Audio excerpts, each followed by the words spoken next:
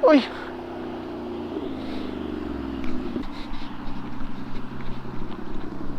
Saan biyahe mo, sir? Saan biyahe? Ay, tayo na! Pupunta akong Baguio ngayon eh. Pupunta ako ng Baguio ngayon. Tara, bakbakin na natin. Tangin na, dito na tayo nakita.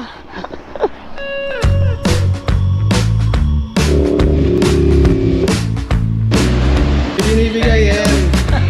Tsaka. Baguio, pangarap natin mapuntahan na na tunnel. Iba talaga pakiramdam pag nagmumotor dito mga buddy. Shish, grabe. May nanguhuli pala doon. Kaya nga, buti sinengasan mo ako eh.